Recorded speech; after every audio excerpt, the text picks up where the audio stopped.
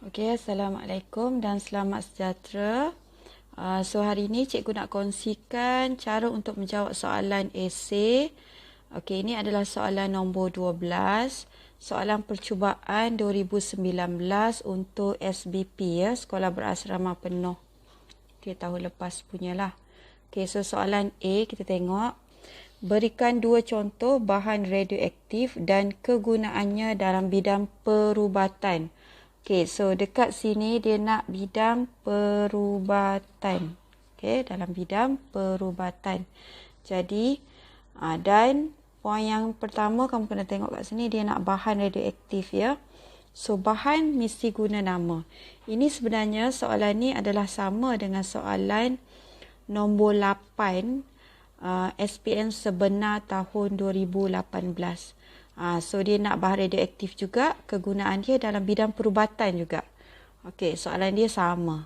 Okey, jadi jawapan dia adalah bila kamu nak menjawab soalan ini. Okey, 12A.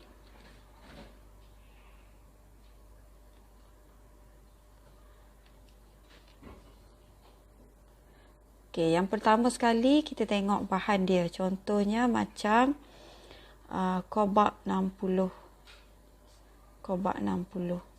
Okey, so kobalt 60 ni ini bahan dia. Ini adalah bahan dia. So apa kegunaan dia? So kobalt 60 ni digunakan untuk kamu tulis untuk mengesan kanser pun boleh ataupun digunakan untuk merawat kanser pun boleh. Okey. So, ini satu. Okey, lepas tu dia nak dua kan? Okey, boleh juga bagi iodin 131.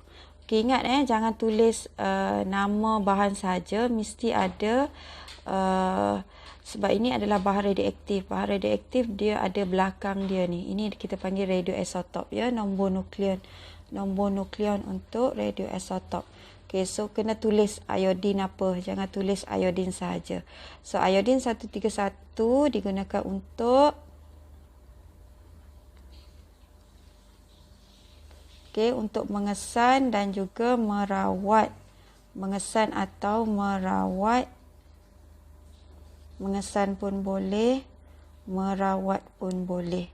Okey, merawat apa? Kelenjar thyroid.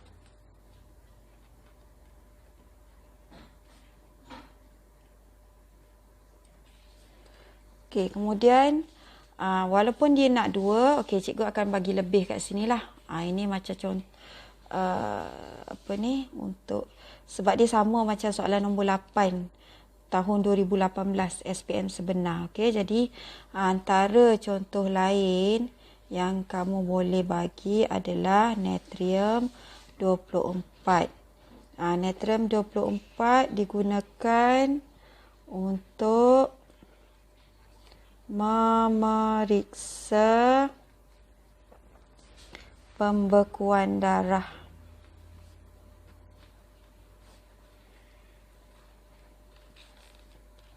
Okey, yang lain karbon 14 pun boleh. Okey, ini cikgu senaraikan je lah semua ya. Okey, ini digunakan untuk penyurih ya. Penyurih untuk ujian. Untuk ujian perubatan. Perubatan. Okey. Okey, ada apa lagi dalam bidang perubatan? Okey, fosforus 32 pun boleh. Okey, yang ni untuk merawat dengan mengesan kanser juga.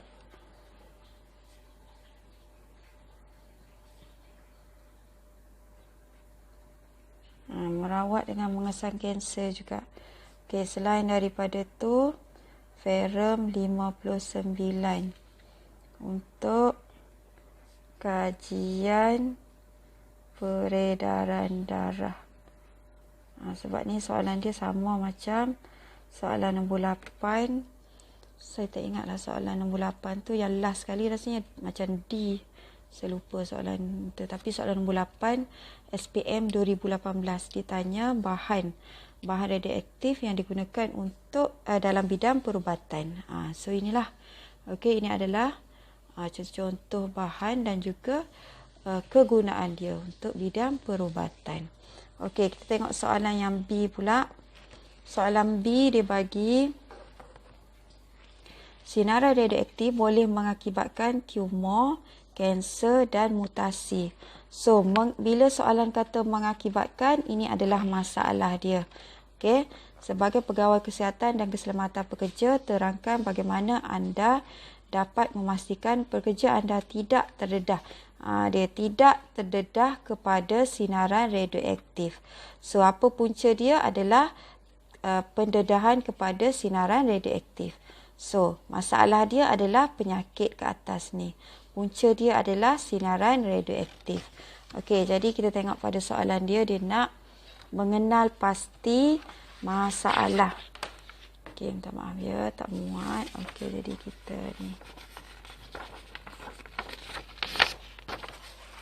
Okey, soalan dia nak masalah. Okey, mengenal pasti masalah.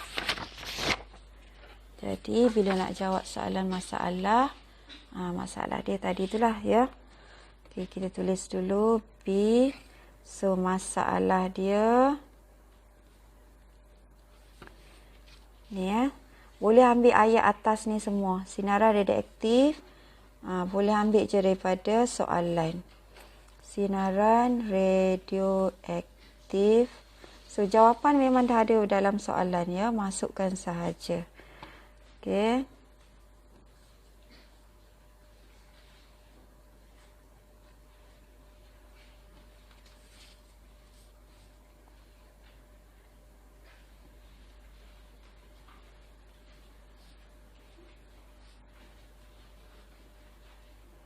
Okey, jadi masalah dia adalah sinaran radioaktif ni boleh mengakibatkan tumor, kanser dan juga mutasi. So, terangkan punca masalah itu. Okey, terangkan masalah dia ada kat sini. Terdedah kepada tak nampak. Terdedah kepada sinaran radioaktif. Okey, jadi punca masalah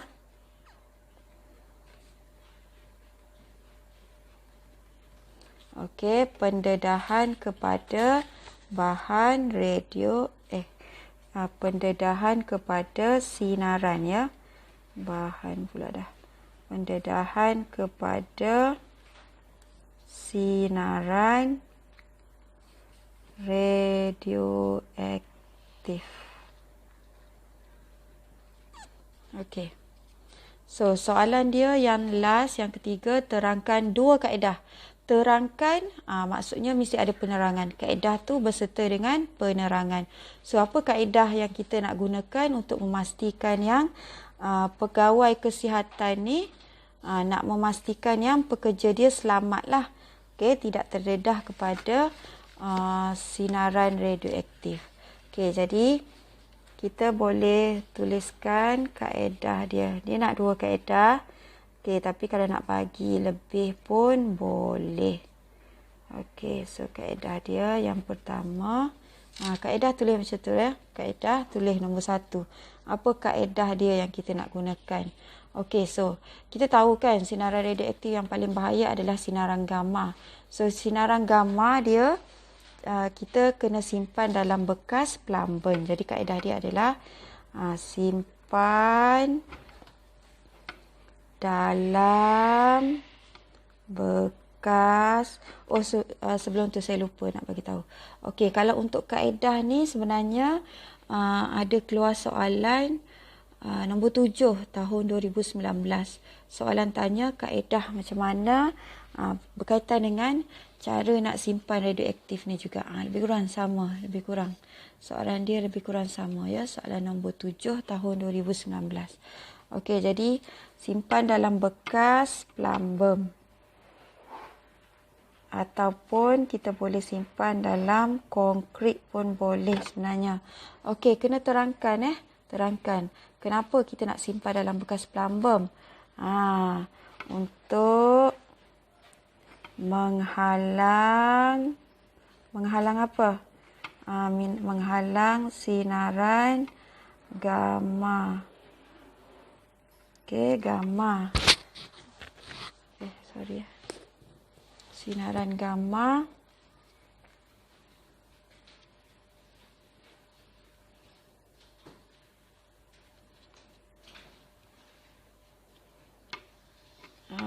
menghalang kebocoran sinaran gamma. Okey, yang kedua ni penerangan dia lah. Okey, yang kedua kita boleh juga menggunakan pakaian. So dia ada pakaian dia kan. Menggunakan pakaian khas. Pakaian khas tu pakaian apa? Okey, yang dilapisi plumbum. Kena bagi tahu ni dia mesti pakaian tu dilapisi dengan plumbum. Okey, tujuan dia apa? Okey, supaya apa? Okey, selain daripada pakaian yang dilapisi plumbum, sebenarnya boleh juga tulis menggunakan suit anti radioaktif pun boleh. Suit anti radioaktif pun boleh. Ataupun pakaian hazmat. Pakaian hazmat. Itu adalah pakaian khas untuk orang yang mengendalikan bahan radioaktif lah. Ini untuk apa? Untuk mengelakkan terdedah atau terkena. Okey, mengelakkan pendedahan sinaran radioaktif.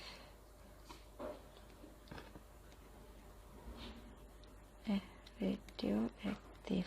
Okey, selain daripada yang tu, kita juga boleh menggunakan tangan robotik ataupun alat kawalan jauh.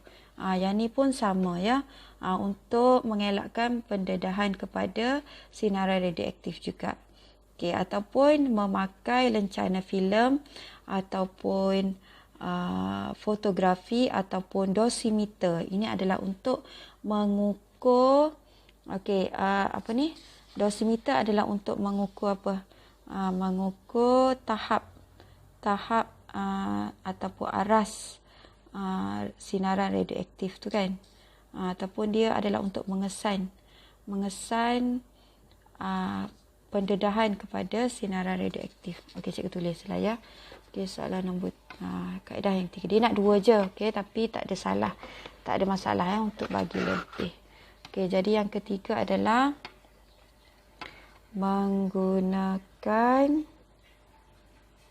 lencana filem ya, atau lencana fotografi.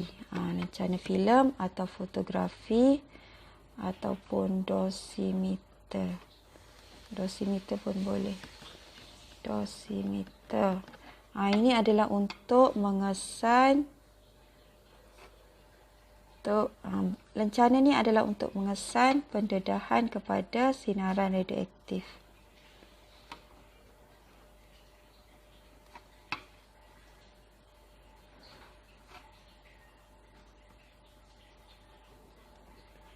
Okey, kaedah ni sebenarnya ada banyak. Okey, cikgu bagi 3 je. Okey, tapi 4 sebenarnya. Tadi sebab cikgu ada sebut pasal tangan robotik ya. Itu pun boleh ya. Menggunakan tangan robotik atau alat kawalan jauh pun boleh.